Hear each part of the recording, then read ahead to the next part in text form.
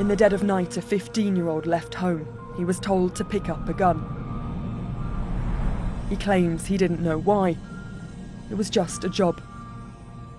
So this is the journey he would have taken in a taxi last May.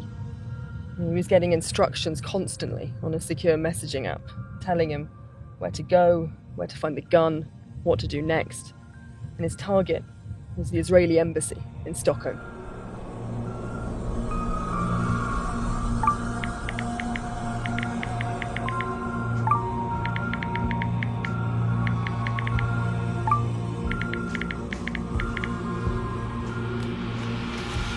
He never makes it to his destination. Police stop him en route. But within 24 hours, another kid, this time just 14 years old, is dispatched. Different route, but the same target. And this time, he gets there. He fired several shots near the embassy, just behind me here, and then ran in this direction, throwing the gun as he fled. And as police caught up with him, they grabbed him, chucked him to the ground, and then they noticed he was still holding his phone, and someone was calling him.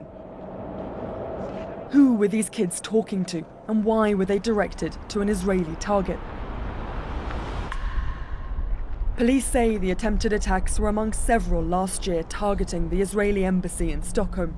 Swedish intelligence told CNN gangs acting on behalf of Iran were behind the plots, often using teenagers. Wiener Haus neben der alten Synagoge in Essen. 2 men accused of planning attacks on a Jewish restaurant in central Athens. Beyond Sweden, the US and its allies have warned of a rise in attacks on Jewish and Israeli sites in Europe in recent years.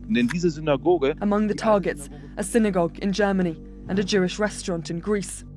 A CNN investigation can now reveal criminal networks are often using the most vulnerable in society to do it. But it was in Sweden that we found the youngest suspects. René Lobos knows these kids well. He himself used to be part of one of Sweden's most notorious and violent gangs. But he says they're even more dangerous now. If you don't have murdered anybody, you are nothing. You are like equal like anybody else. So they need to do it, to be taken serious. And it's just being in a community, like they have their own community, like they don't want to be alone.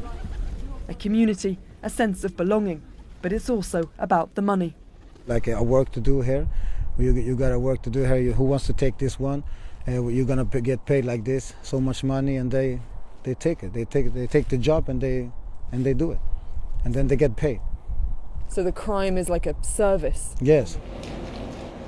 And Iran is exploiting this desire for money, status and respect, Swedish intelligence say, using the existing gangs as middlemen to recruit kids.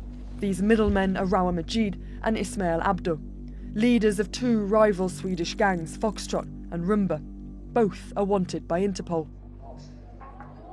Christopher Bowman spent 20 years investigating organised crime for Swedish police and says the involvement of foreign state actors complicates the picture.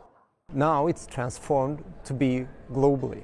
You have people sitting in other countries dictating the crime. They are sending messages to Sweden, kill that one, and so on. It's easier when you have the gangs, you have the people on one place. Now everything is global and everything is also digital. Social media is indeed key. We found dozens of messages online offering kids money for violent crimes. Skull emojis indicating a killing, dollar emojis indicating payment. The gamification of gang warfare. But it has very real consequences. In a cemetery on the outskirts of Stockholm, the latest children's graves. A stark reminder of the ultimate cost young people pay for gang violence. Groomed to service Swedish gangs. Now, authorities say, exploited by Iran. It is vulnerable children at the heart of Iran's shadow war with Israel. Katie Polglaze, CNN, Stockholm, Sweden.